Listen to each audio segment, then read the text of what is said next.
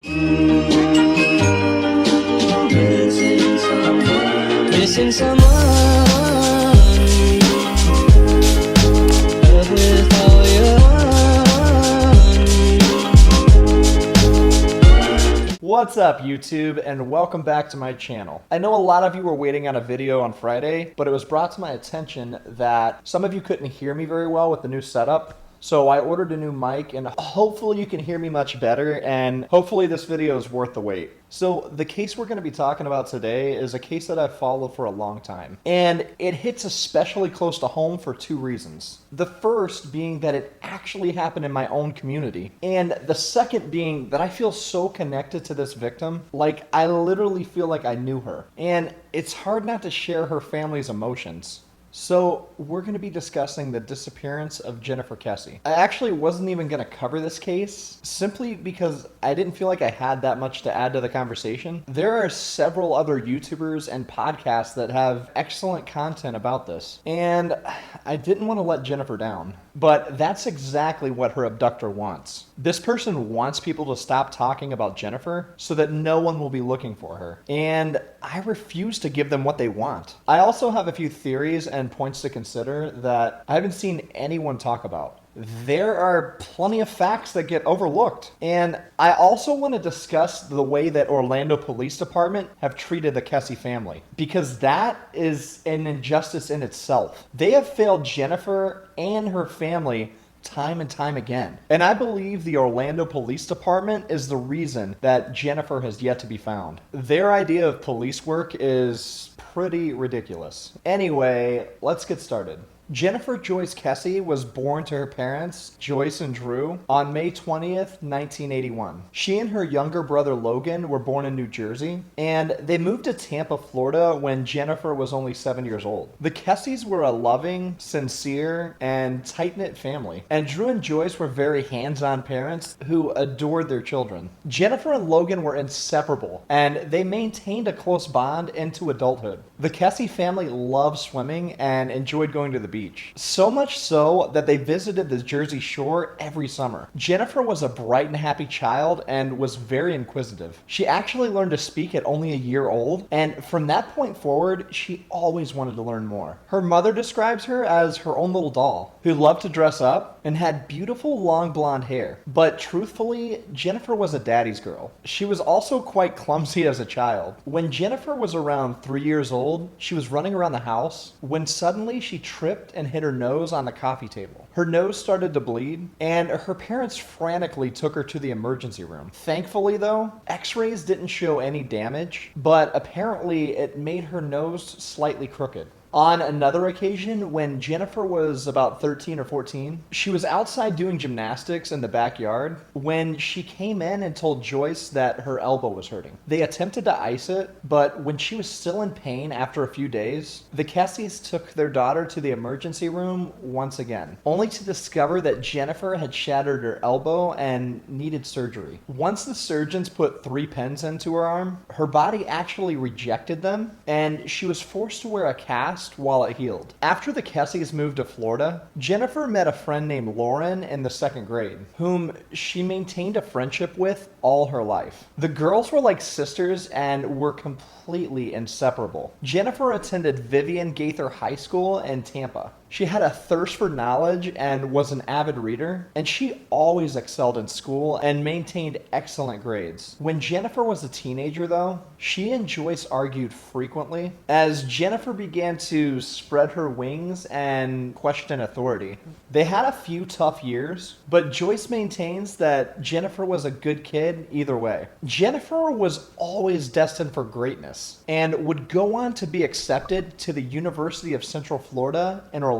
That was when her relationship with her parents shifted in a positive way. She was no longer a rebellious teenager, but a young woman finding her place in the world. While attending UCF, Jennifer was a member of the Alpha Delta Pi sorority, which brought her lots of friends and fun activities to participate in. She graduated with a finance degree in 2003 and would soon land her dream job at a company called Central Florida Investments, aka Westgate Resorts, which was located in Ocoee, Florida. Florida. When Jennifer interviewed for the position, the company was impressed with her, and they recognized how goal-driven she was. She was charming, easygoing, and had such a bright future ahead of her. Jennifer was fresh out of college, but CFI offered her 3 different positions within their company. Ultimately, she accepted a position as a finance manager, and within a year, she had been promoted to being a project manager, which was a job that was created specifically for her. She was only 24 years old and was the youngest manager at that company. However, she was not intimidated. She was just on her way to meeting her goals.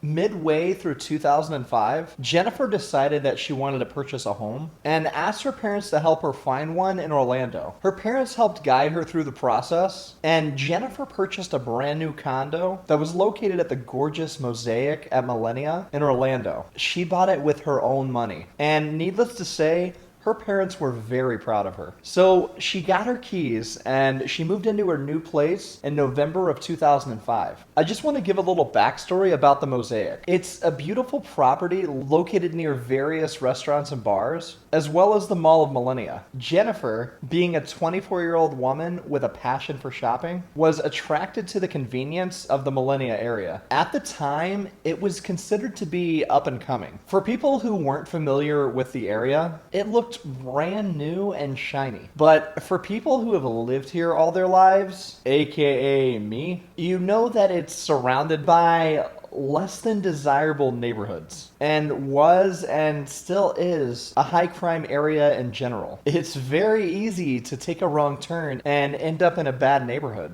But because investors were trying to raise housing prices in that area, they came in and purchased multiple properties, renovated them, and tried to spruce them up. That area is still kind of up and coming, and I can tell you that I wouldn't live there. But nonetheless, Jennifer fell in love with her condo and was happy to have an opportunity to make such a big purchase. Because the Mosaic had been purchased recently, the buildings were under heavy construction. Due to this, only about half the condos on the property were occupied, and there was only one other person in Jennifer's building at the time. So it was pretty empty. Jennifer speculated that many of the workers were staying in empty units on the property to avoid commuting back and forth to work, which made her incredibly uncomfortable. To add to this uneasiness, at that point in time, there wasn't a lot of security. There was a security gate, but it was left open so the construction workers could come and go easily. There was no security officer on the property and no security cameras. The lack of security put Jennifer on high alert. She had complained to her family on numerous occasions that many of the workers made her feel uncomfortable. Some of them would stop and stare at her, and some of them even spoke to each other in Spanish as they stared at her. Little did the men know, Jennifer had taken 4 years of Spanish and was fluent in speaking and understanding the language. They would often make sexual and derogatory remarks, not knowing that Jennifer knew what they were saying. She was extremely cautious and a careful person anyway. Personal safety was something the Kesses instilled in their children at a very young age. Once Jennifer and Logan were old enough to understand, they were made aware that their parents had been robbed at gunpoint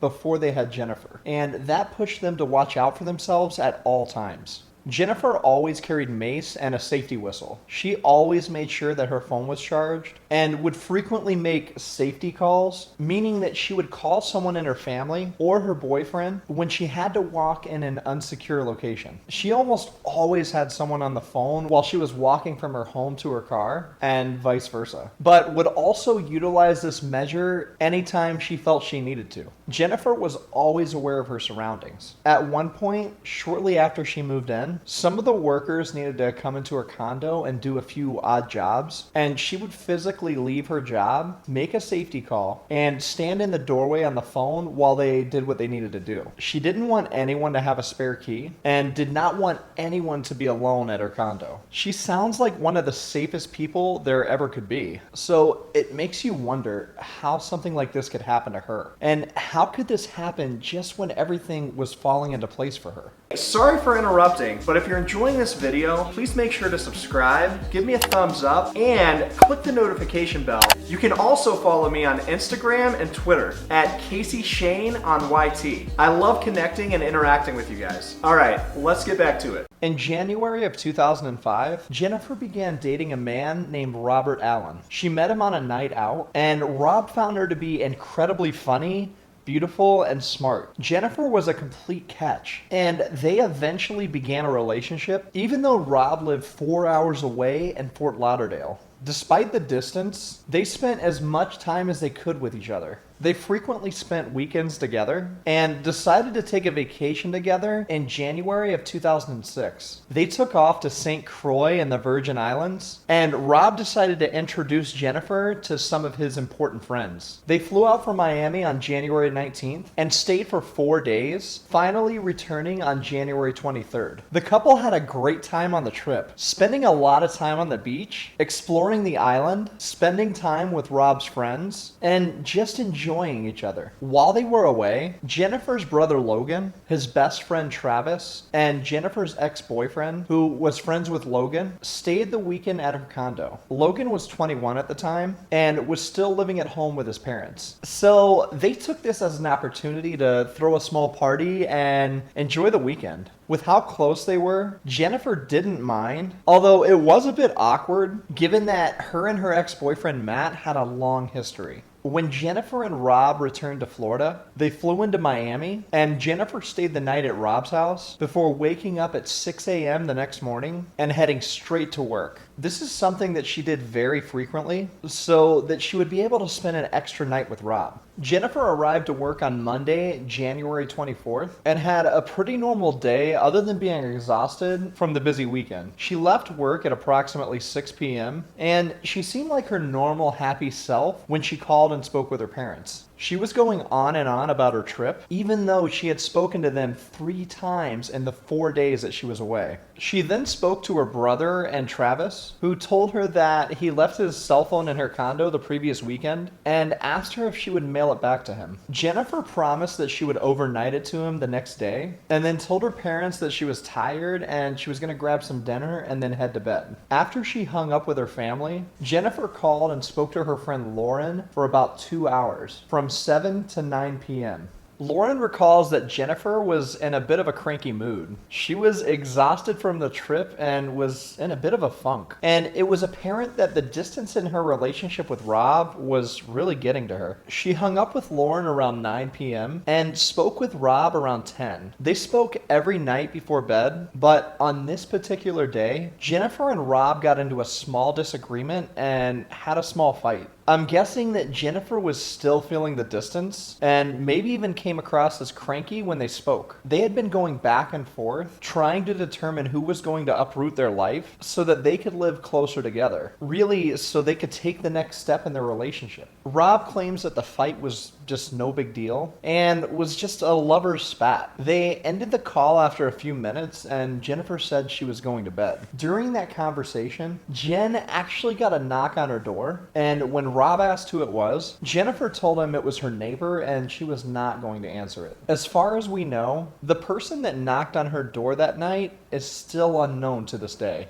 It seems a little odd to knock on your neighbor's door at 10 o'clock at night, though. I just don't know what a neighbor could want that late at night. When Jennifer and Rob ended that call, he had no idea that would be the last time that anyone would hear her voice. Jennifer's cell phone was not only powered down, but most likely had the battery removed at approximately 10:40 p.m. Something else that I want to point out is that Jennifer was known as habitual. She was a person with a routine, and she always stuck to that routine. She would wake up early, shower and get ready for the day, and then would call Rob on her way to work to wake him up and just tell him good morning. On January 24th, 2006, Jennifer broke her routine and never called Rob. For the first time ever. Unfortunately, that wouldn't be the only thing that's different about Jennifer's routine that day. When Rob woke up and realized Jennifer never called him, he thought it was a little odd, but thought that she just needed some space from the argument they had the night before. He decided to call her while he was on his way to work, to which the call went to voicemail. Rob had a meeting, so he rushed to work anyway and called Jennifer again once he was finished, which was between 10 and 11 a.m. He again reached her voicemail and thought that it was incredibly bizarre. I get the feeling that he was maybe trying to play it cool, but he was probably worried about the argument they had the night before, especially because Jennifer always answered her phone.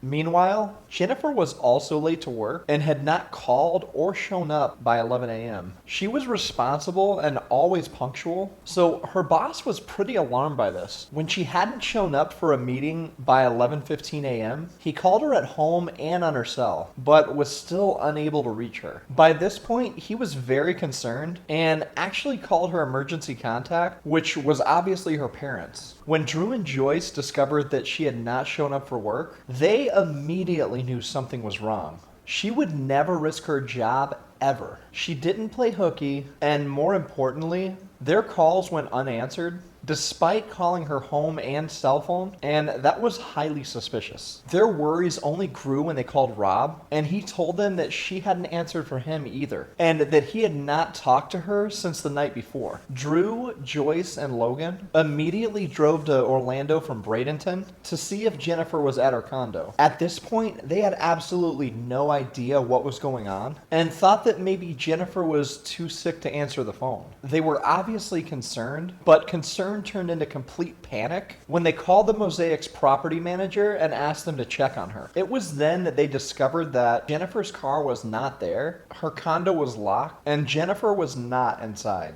Logan and Travis arrived at Jennifer's condo around 1 p.m., and Drew and Joyce arrived shortly after around 1:15. At first glance, nothing seemed to be out of the ordinary. There were no signs of forced entry and no signs of a struggle. Jennifer's luggage was still sitting in the hallway unpacked, and it had appeared that Jennifer had woken up and gotten ready for work. She had makeup strung out on the bathroom counter alongside her hairdryer. The shower was still damp, her bed unmade, with outfits that had been laid out on the bed. Her glasses were in her bathroom. That was typical for Jen when she decided what she wanted to wear. Her purse, cell phone, Travis's phone, briefcase, and the iPod that she always kept with her were all missing. The Kesses immediately reported Jennifer missing to the police. Detectives Julius Gause and Joel Wright were the responding officers, and they completely botched this investigation from the moment they arrived. Detective Gause came in and walked around Jennifer's condo, seeing that nothing appeared to be out of the ordinary, and assured the Kesses that Jennifer had been in a fight with her boyfriend, who was there at that point, by the way, and basically suggested that she was having a meltdown, and Detective Gause suggested that he knew she would turn up on her own, without conducting a single interview other than with the people that were there. The detectives left shortly after, not taking the report seriously in any way, and the investigation has been a shit show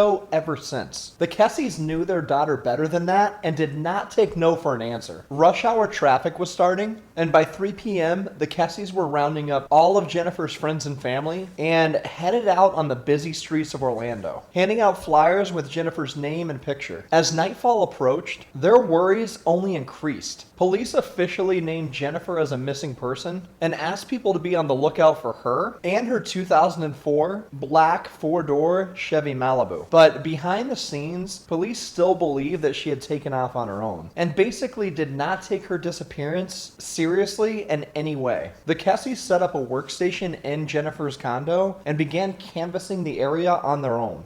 They spoke with some of the workers and some of the neighbors, but nobody had really seen anything. Many of the workers refused to answer any of their questions though, and when they realized there was a police presence in the area, more than half of the workers left and never came back, most likely due to their immigration status. Drew Kesse was in contact with multiple friends who worked in international security and law enforcement in other jurisdictions, and in an attempt to help him, they advised him that OPD should be processing processing Jennifer's condo as a crime scene, just in case, and so that known prints and DNA could be eliminated, hopefully leading them to a clue if someone had been there. When Drew spoke with the investigators working the case, they told him that they would not be processing her condo as a crime scene because too many people had been in there. Basically, they were too lazy and believed that the Kesses were overreacting, so they weren't going to do any more work than they had to. Detective Gauze also told Drew, whose daughter had been missing less than 24 hours at that point, that if they received one more phone call from the people that the Kesses knew in law enforcement or were asked any more questions about the investigation, that they were going to start arresting people.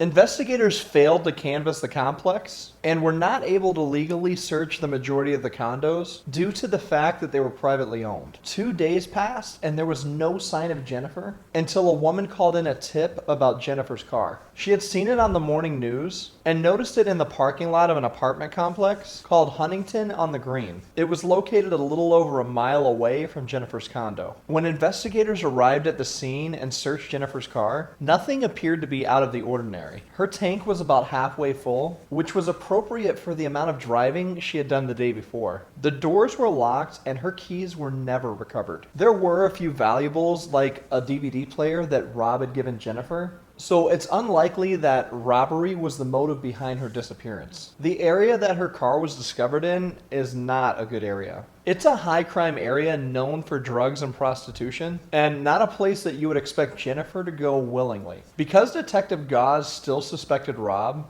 he asked him to come and watch as they opened the trunk to search it. Rob agreed, knowing that the investigators were looking to get a reaction out of him so that they could point the finger at him. Something Rob noticed while standing at the car is that Jennifer's seat was moved back further than she had kept it, as if a man had been driving the vehicle. When they opened the trunk to discover that it was empty, Rob was overcome with emotion. That man willingly went there, knowing that he could potentially be witnessing the discovery of Jennifer's body. Obviously, he was relieved that Jennifer was not in there. Rob has since been cleared as a suspect after passing a polygraph, but he also had an alibi given that he was 4 hours away, at home and at work, which phone records prove. Can you even imagine? The love of your life is missing and police believe you had something to do with it? And imagine how devastating it would have been had the police opened the trunk to discover her remains while he was standing there. That's something that you never recover from. The Kesses were no closer to finding their daughter, and they continued to have bad luck when it comes to clues as to finding her. Huntington on the Green had 2 surveillance cameras that were very old and very low quality, but they did catch something of interest. They caught a person driving Jennifer's car into the complex, pulling into the parking space, reversing to fix their parking job, sitting there for a few seconds before exiting, and then walking away. However, it's so low quality that it's hard to make out anything in the video. As the person is walking away, another camera, which is located near the community pool, catches them. However, the camera only took snapshots every 3 seconds, which matched up perfectly to when the person's face was hidden behind the fence. In every single snapshot.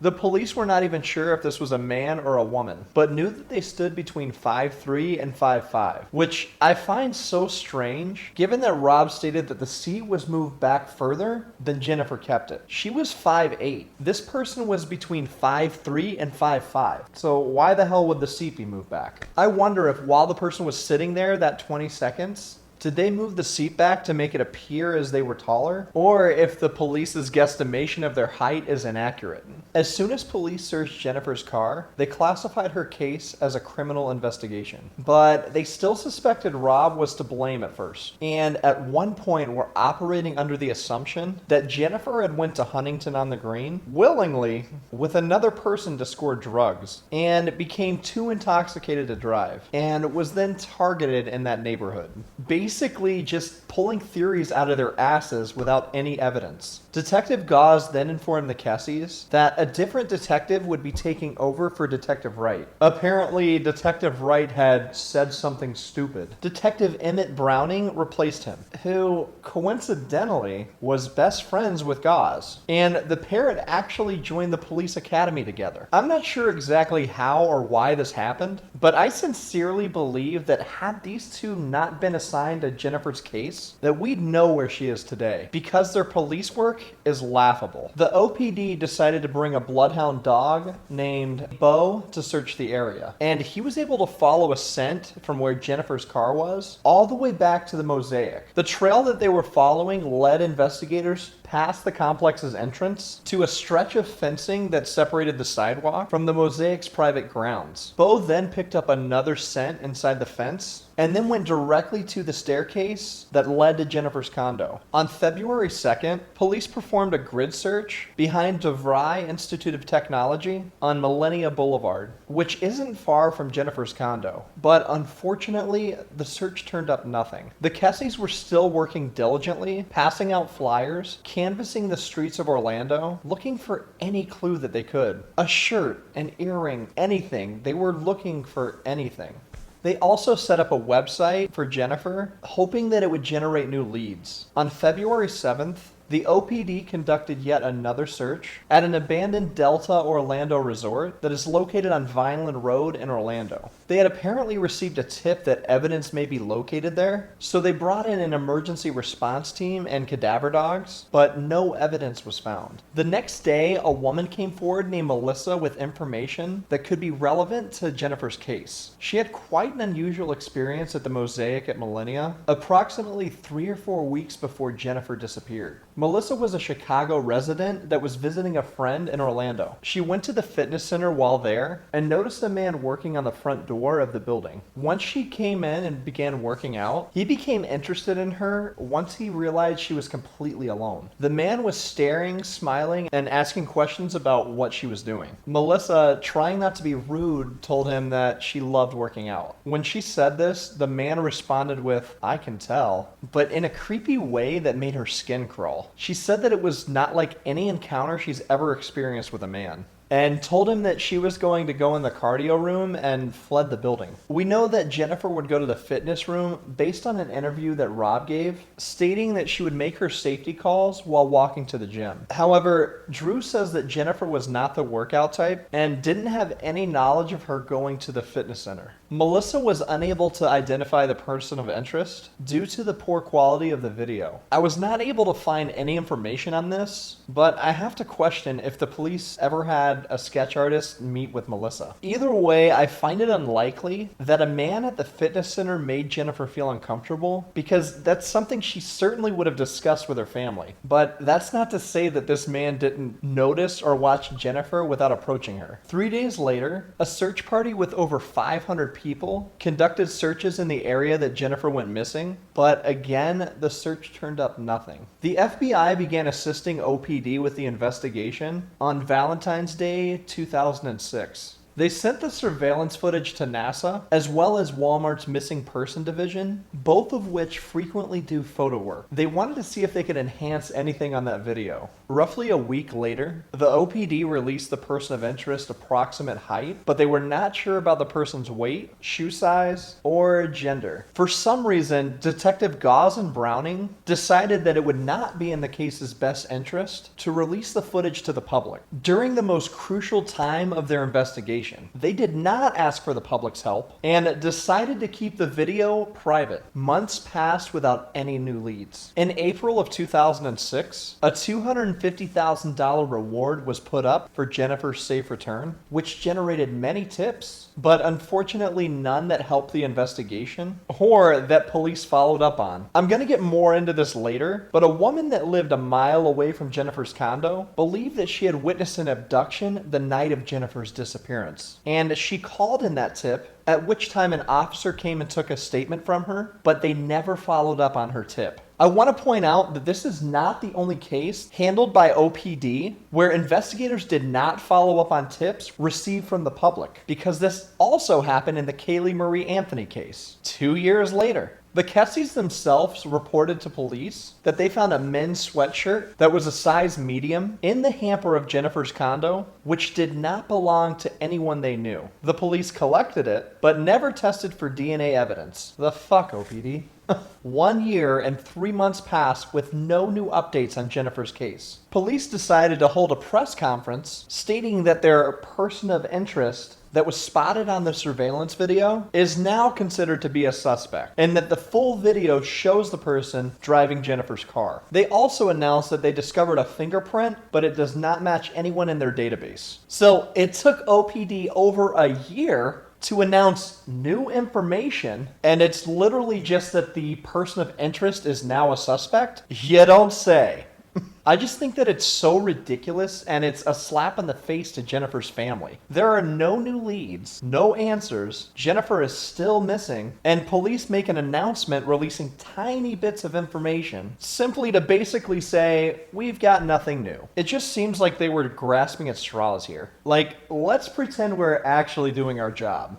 Let's release something to cover up our shitty police work. I don't know. In August of 2007, both Detective Gauze and Detective Browning resigned from OPD together on the same day. Wonder if it had anything to do with the internal affairs investigation on another case. Once new detectives were assigned to Jennifer's case, it was discovered that Detective Gauze and Detective Browning had worked Jennifer's case for a year and a half without ever have taken a single note on her case. No statements, no notes, no nothing. No case files whatsoever. But shitty police work didn't end there. In 2008, a couple living in Windermere, Florida, which is in the Orlando area, called the crime line to report that they had found a keychain that contained a mace holder and a mail key. The mace holder did not have mace in it, and Jennifer's mace canister had been found inside her condo outside of the holder. The couple tried for weeks, to get someone to come and collect what they had found, but were unsuccessful, even after telling them that it might be related to Jennifer's case. After they had reached out yet again toward the end of January, the couple took it to the Windermere Police Department and dropped it off with a note. Prior to her disappearance, Jennifer had requested a new mailbox key and mailbox assignment, which was never discovered by police. Drew has said that the mace holder is the exact one that he purchased for Jennifer when she moved out on her own. Almost another year goes by, and the OPD decided to release a photo of Jennifer's four-leaf clover tattoo. They also released a picture of a brown purse that they believe she was carrying at the time of her abduction. So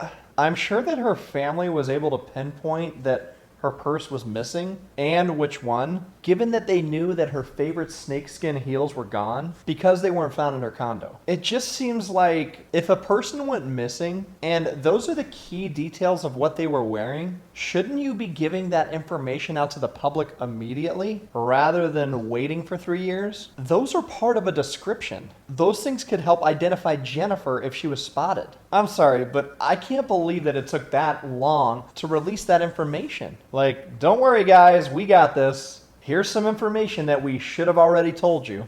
It's just ridiculous. Several searches have been conducted in the area, but nothing has been discovered that has led to Jennifer. She's still missing 13 years later, and this is as much information as we have. In May of 2016, Jennifer's company offered a $1 million reward for her safe return, but it expired after no new leads. I want to talk about the person of interest because there's a lot of theories around that. Many people think that the guy is wearing a cricket uniform. Some people think that the person's wearing a painter's uniform or a baker's uniform. I'm not going to get into all the theories. You guys can research that if you want to. But in my opinion, I don't think they're wearing a cricket uniform. I don't think that they're wearing a bike helmet like I've seen people speculate. To me, it looks like a skinny Hispanic man with a man bun or a ponytail at the back of his head. I saw someone else suggest that, and I couldn't look at it any other way again. That's something that's very common here. That person wouldn't be standing out. I think if someone was wearing a cricket uniform in that neighborhood, that would be highly suspicious. I guess a bike helmet wouldn't be as suspicious, but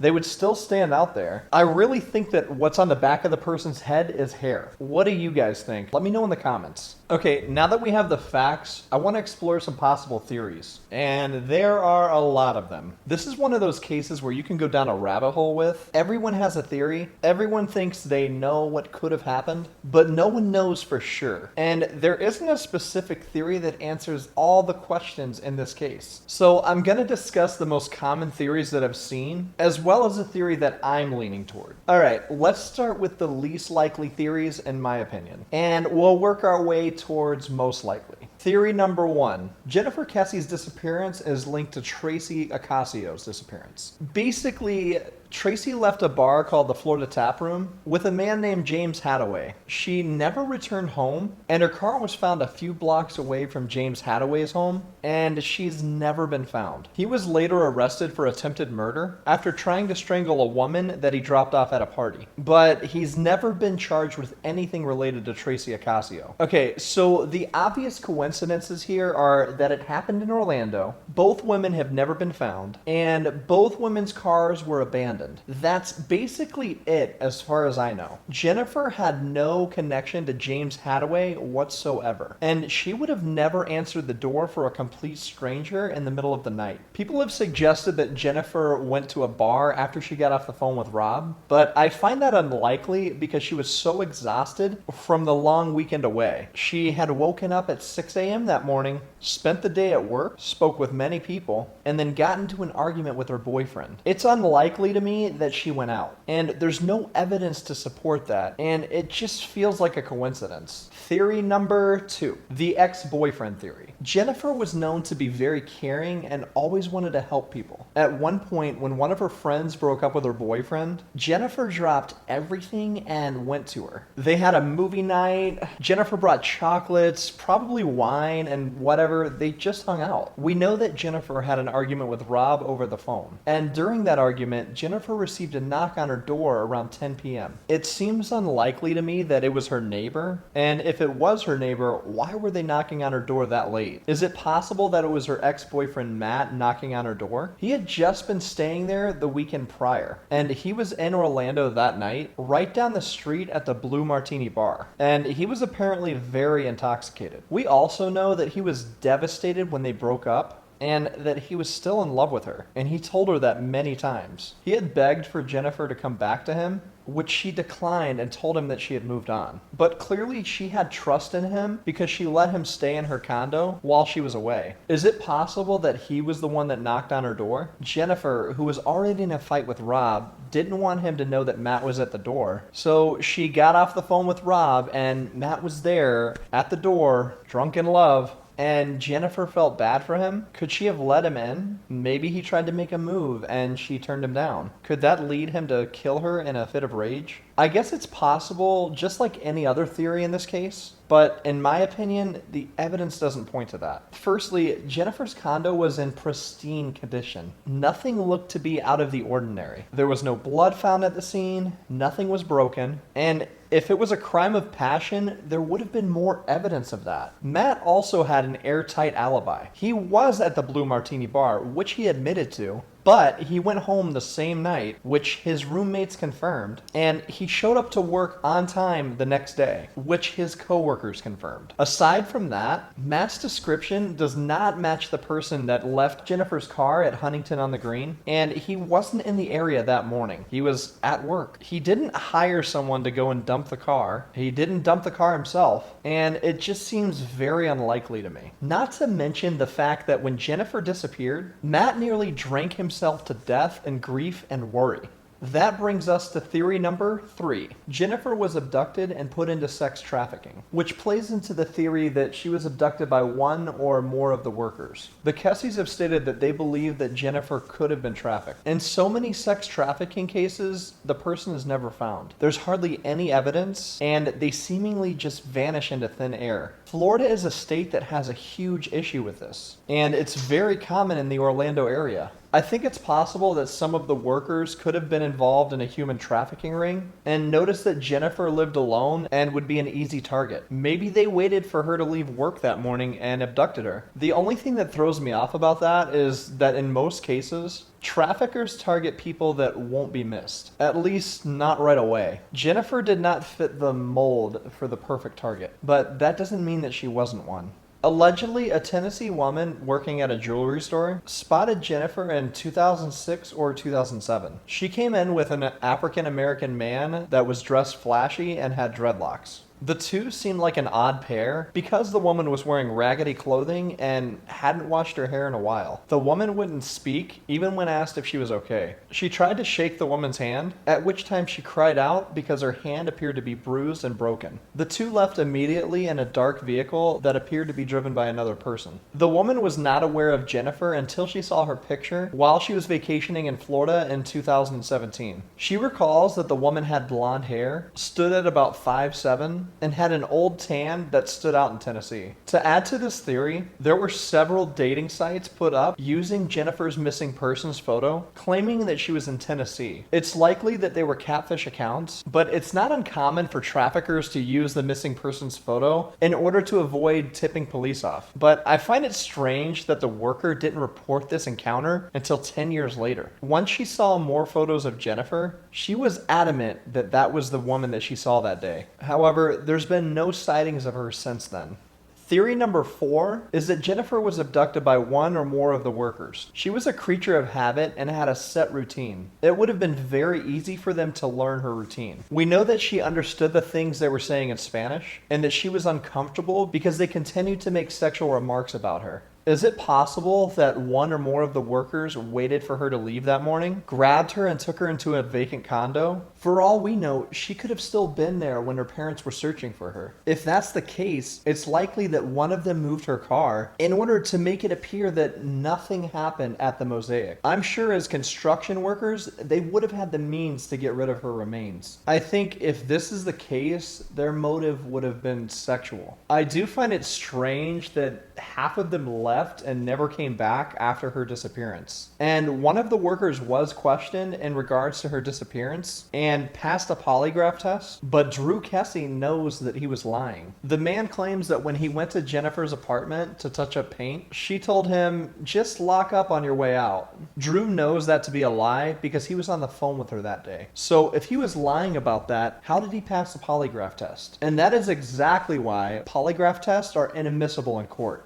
The last theory is that Johnny Campos, Jennifer's creepy coworker, was involved in one of 3 ways. Johnny Campos made himself look guilty. And had police interviewed any of Jennifer's coworkers in the beginning, because they waited 3 years, by the way, I think he would have panicked and shown his true colors to police. Campos was nearly 10 years older than Jennifer. He had a wife and children, but despite this, he was constantly flirting with Jennifer and would ask her out repeatedly, to the point that she had to ask her family for advice on what to do and had to have a sit down with him to tell him that she wasn't going to date him, for obvious reasons. Jennifer did not tell her parents that he was married though. Another coworker has since came forward and said that Johnny Campos acted in a very strange and inappropriate manner, leading up to and after Jennifer's disappearance. He himself acted like a jealous ex-boyfriend and would frequently make remarks about Rob, essentially telling people that Jennifer could do better than that British asshole. This coworker recalls that he told Jennifer that she looked nice in an email, which in my opinion is inappropriate as well. But either way, after he sent that email, Campos confronted him and asked him why he would say that and demanded to know if he was interested in Jennifer. It's unclear how he knew that the man told Jennifer that, because the email exchange was just between the two of them, and I don't think that Jennifer would confide in Campos like that.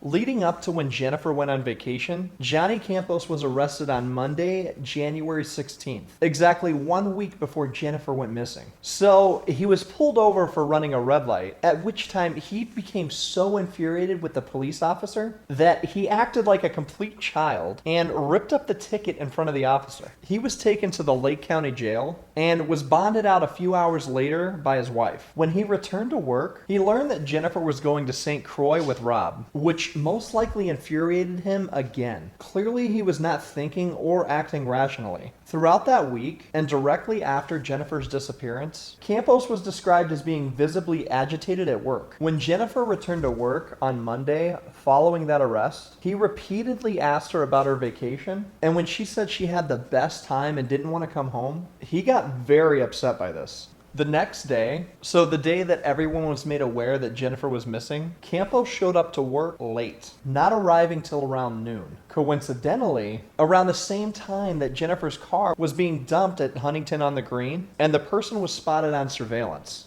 It's a common misconception that he was late to work that day because he received a traffic ticket and was arrested. That is simply not true. And doing a public records search proves that it was a week prior to Jennifer's disappearance.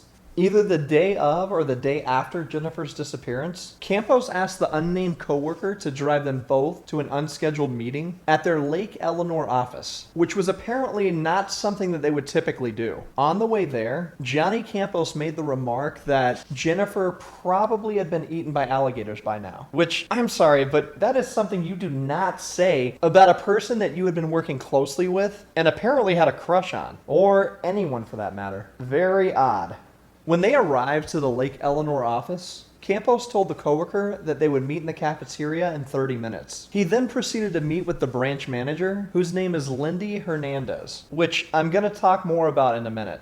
If we base our theory on this information alone, is it possible that Campos did something to Jennifer out of pure jealousy? Was he angry that she rejected him? By all accounts, it appeared that Jennifer had woken up for the day, gotten ready for work, picked out an outfit to wear for her meeting, and left for the day. Her briefcase, along with the phone that she was supposed to mail, and her keys were all missing. It would be very easy for Campos to obtain her address from work, especially if he was able to see emails sent between employees. He was a manager, and I just believe that he could have gotten that information easily. If he knew where she lived and knew approximately what time she showed up for work every day, it wouldn't have been hard for him to pinpoint when she was leaving. Could he have been waiting for her when she opened her door to the condo? I find that to be the least likely because there were workers out that morning and they didn't see anything out of the ordinary as far as we know. There were also no signs of distress in her condo, but that doesn't rule him out just yet. Is it possible that he was the one that showed up at Jennifer's door the night before and she didn't want to tell Rob given that they were already having issues? I know that most people would say that she never would have let him in or kept that information from Rob, but I'm not convinced. Jennifer had already covered for Johnny Campos before by intentionally leaving out the fact that he was married to her parents. If he knocked at the door, she could have let him in, not wanting to be rude and not wanting to create any issues for her at work. She had already been too kind to a man that was sexually harassing her when she had lunch with him to let him down easy. It was like she was walking on eggshells with this guy. So if she believed that she could speak with him in a reasonable manner, let him in and be like, look, you can't be here. This should not be happening. I already said I'm not going on a date with you. Please respect that. Would she have let him in? I don't actually believe she viewed him as a threat. Once he was in her apartment, did he again try to make a move on her? And when she refused, he forced himself on her, afterwards strangling her, putting her body in the trunk of his car, and then dumping it later? She could have answered the door just to tell him about himself. He could have had a gun in his hand for all we know. He could have forced Jennifer to leave with him at gunpoint, taking her to another location, doing whatever it was he set out to do, and then ultimately killing her. Her door most likely would have been unlocked given any one of those scenarios. For all we know, he could have returned to her condo and staged it to look like she got up and got ready for work that morning. He could have been the one that took a shower and left a sweater behind. He could have been the one that took her keys and her briefcase, which he knew she took to work. Is it far-fetched to think that he could have done something to Jennifer the night before, going home afterwards, which would give him an alibi, then telling his wife that he was going to work the next morning when he was really driving over to Jennifer's condo to set the scene and throw everyone off? Obviously, he would try to distance himself from that. If he went over there that morning, by the time he would have been leaving, there would have been plenty of construction workers out. It would not be hard for him to approach a few of them and offer to pay them to dump her car. If he was paying enough, it's not hard to believe that one of them would have accepted the offer. He could have handed them the keys and headed to work, which would take him approximately 30 minutes. Jennifer's car was parked approximately 5 to 10 minutes away, given the traffic that day. We know that her car was dumped at approximately 12 p.m., and coincidentally enough, Johnny Campos arrived at work at 12 or shortly after. The thing that stands out to me the most is that if somebody were trying to create an alibi for themselves, they would show up at the exact time that something was being done somewhere else. I have a hard time believing that the person spotted on surveillance dumping Jennifer's car was the person that actually killed her. I could be completely and totally wrong about that, but their demeanor makes me think that they didn't know exactly what they were getting themselves involved in. They don't seem frantic to get away. They don't seem worried about being spotted. They pulled in and even corrected their parking job and then walked away like they didn't have a care in the world. Her car and this person of interest seem like a red herring to me. Another thing that I'd like to point out is that Johnny Campos did not live in Orlando at the time of Jennifer's disappearance. He lived in Claremont, Florida. If you look at a map of all the possible routes that he could have taken from Jennifer's condo, there are probably hundreds of lakes along the way. But one that stands out to me in particular is Lake Louisa. Lake Louisa is located inside of a state park, which is located along a very secluded area of Highway 27. I don't know what it was like in 2006, but it would be very easy to get into with no one around. There isn't a lot of security or many gates blocking off the entrance. And when you drive through that stretch of Highway 27 at night, it's nearly pitch black. There's no one around. It's basically just country, so to speak. Most people are aware of Lake Louisa because it's a nice photography spot. There are trails and access to the lake, and they also have small boat rentals. And it's filled with alligators. Some that will even approach the dock expecting food, which can actually make alligators more aggressive, though it's still unlikely that they will attack you, simply because they are lazy and don't want to fight for their food. I'm not trying to be morbid or disrespectful here, but it is possible and more likely that they would eat a decomposing body. In fact, it's happened twice in Florida this summer alone. Given Johnny's comment the day of or day after Jennifer's disappearance about how she was probably eaten up by alligators by now, it makes you wonder if he knows more than what is let on. Yet another theory that involves Johnny Campos is one that I consider to be an extreme possibility as well. Johnny Campos has allegedly been involved in some pretty shady business practices at Central Florida Investments / Westgate Resorts, and reportedly asked a coworker if he wanted in on some deals. Basically, he was renting out timeshares under the table and just pocketing the money. He was a known associate of the woman I mentioned earlier, Lindy Hernandez, and would meet up and have lunch with her seemingly for no reason. That in itself seems harmless and could easily be explained away, but I find it highly coincidental that Lindy Hernandez is married to a man named Luis Hernandez, who is being investigated by the FBI and IRS for money laundering and drug smuggling. Luis Hernandez is connected to yet another man named Pedro Benavides, who is seemingly the mastermind behind all those schemes. Fun fact, he's also connected to the Caylee Anthony case. I'm sure you're wondering how any of this relates to Jennifer's case whatsoever. I obviously don't know if it does for sure, but I believe it's possible that Jennifer came across some information that she was not supposed to see. And these people are powerful enough to make anyone disappear if they needed to. She never mentioned anything like that going on to her parents, who she was seemingly very open with, but it goes back to what I said before. She covered for Johnny Campos already. Maybe she didn't want to worry them or put them in danger if she was in danger herself. A witness came forward and told the Unconcluded podcast that she believes she had 2 interactions with Jennifer Kesse leading up to her disappearance. She worked as a leasing agent at the Northbridge Apartments and Retail Complex, which is located less than 2 miles away from Jennifer's condo. She lived in an apartment that was above the main entrance of the complex. This woman claims that she met Jennifer for the first time on either January 14th or January 15th, 2006, just days before Jennifer left for vacation. She claims that Jennifer entered into her leasing office and inquired about a 1-bedroom apartment. They spoke for approximately 10 minutes, But it was clear to the woman that Jennifer was not going to rent an apartment, and it seemed that she was trying to hide from someone or dodge them. Apparently, Jennifer was very distracted, looking out the window like she was looking for someone, rather than making eye contact with the leasing agent. She seemed very sketched out and appeared to be avoiding someone. At that point in time, the leasing agent was getting slightly irritated and felt as if Jennifer was just wasting her time.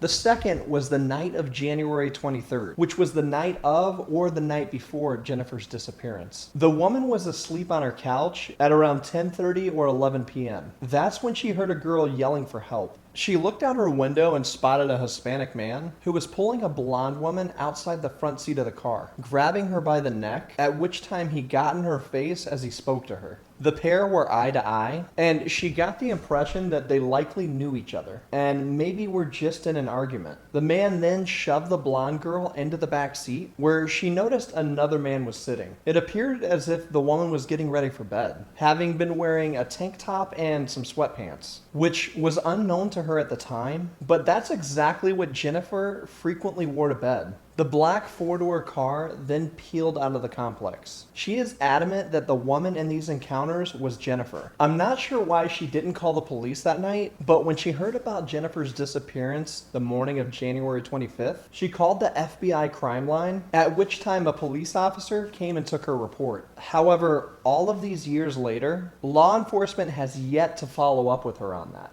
Keeping all of that in mind, is it possible that Jennifer knew too much and was ultimately abducted and killed to keep her mouth shut? She never mentioned to her family that she was being stalked, but I think that she would have. Is it possible that Jennifer was at Northridge doing some last-minute shopping before her trip, unknowingly being followed by Johnny Campos? When she spotted him, she attempted to dodge him and went into the leasing agent's office. This allegedly happened 1 to 2 days before Johnny was pulled over for a routine traffic stop and ended up getting arrested because he was agitated and went psycho on the cop. Why was he so agitated? What was causing him to be so aggressive and act like this? Could it be because he was working with Hernandez and Benavidez and under a tremendous amount of stress because Jennifer knew his secrets? Maybe she didn't actually know anything, but they suspected that she did. That could be the reason that Jennifer never mentioned it to her parents. He was harassing another employee about Jennifer's disappearance to the point that he went to the FBI about it. Isn't it likely that Johnny could have been harassing Jennifer as well? If Central Florida Investments wasn't involved in any shady business practices, then why did they terminate the employee that went to the FBI? The reason for his termination was apparently because of his involvement with Jennifer's disappearance and Johnny Campos, and it was not good for the company. To support this theory even further, in May of 2011, another tip came in from a man that was living in Orlando at the time of Jennifer's disappearance. The man's name is Dimitri Soto, and he told police that he mentioned Jennifer's disappearance to a friend of his after seeing her on TV in 2006. The friend told him that he may have seen Jennifer the night of her disappearance. He was waiting to turn onto International Drive in Orlando and looked over to the other left turning lane and noticed a young woman sitting between two men in a white pickup truck. He claims that the woman looked afraid and that she was giving him a look that indicated she might be in distress. The light changed and each of them turned onto International Drive, but when the man looked back, he saw the truck in the right turning lane, turning just before Partners Credit Union onto a dirt road that led to the woods. Obviously, he doesn't know what happened after that. However, neither of the two men called in the information until May of 2011 because they were both concerned about their immigration status and did not want to be deported if they went to police. So that was reported in May of 2011, and investigators didn't go and search that area until January of 2012. 8 months it took for them to go and search that area. The search turned up no evidence that led to Jennifer. However, there's a dirt road access, which is a way to access an undeveloped piece of land that was not searched because it's private property. And coincidentally, it was owned by Luis Hernandez and Pedro Benavidez, which those two men had no idea about when they reported it to police. Which means that this particular piece of land is owned by Luis Hernandez, who is married to Lindy Hernandez, who worked at the same company as Jennifer Kesse and Johnny Campos. And Luis and Pedro are linked to drugs, money laundering, and lots of criminal activity. I find it hard to believe that Lindy Hernandez was not a part of those activities. And why were she and Johnny Campos so close? Maybe Lindy and Johnny were involved in some pretty shady businesses and Jennifer found out, or they needed her out of the way for some reason. So they took matters into their own hands.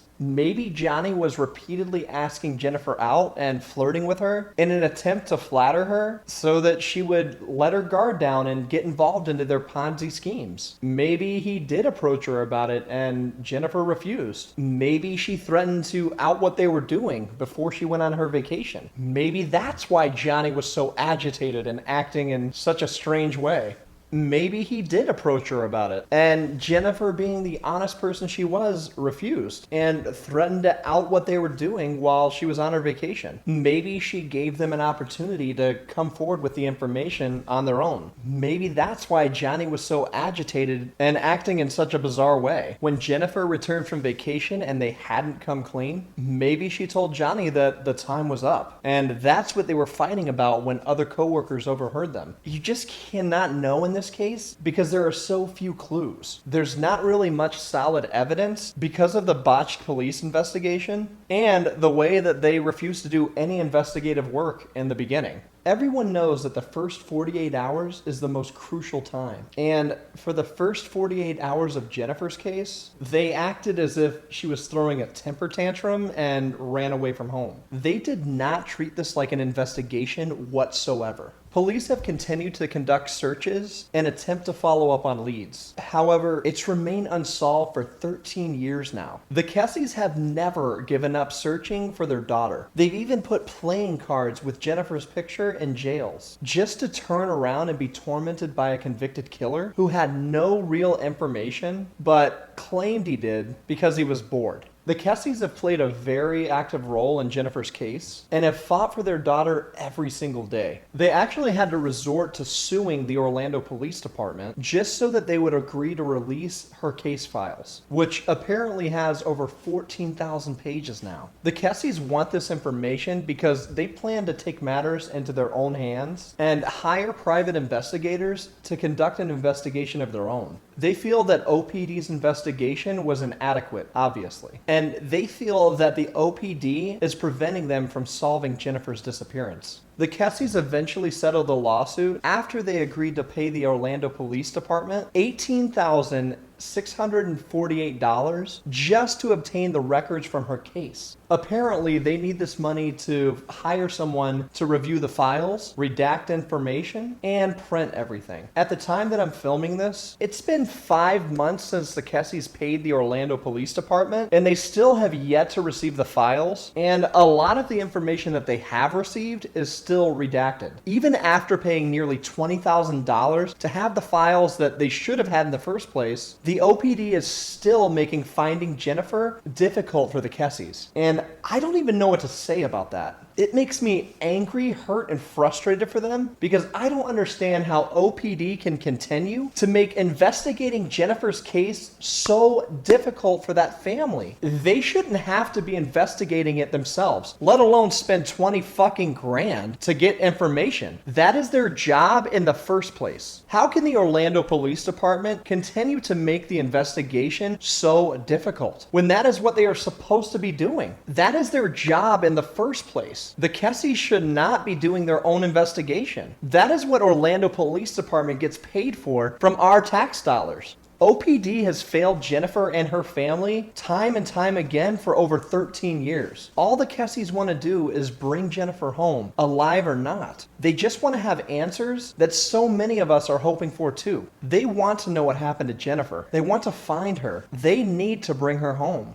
The Kesses have started a GoFundMe page where you can make donations, which I'll link below. If you can, go and donate $5 or $10 to help fund their private investigation. If you can't, I understand. Share this video or share her missing persons poster. I also encourage you to dig a little deeper and do your own research because there is so much information out there. There are so many different theories and questions and thoughts that are left unanswered, and it's impossible for me to fit all of it into this video. video. Do some of your own digging and let's keep Jennifer's name out there. Even if you don't live in the area, consider printing some of her missing persons posters, which can be found at www.jenniferkesse.com. She could be out there anywhere. That's it for me today, guys. Thank you so much for watching. And as always, remember the name Kasey Shane. I'm out.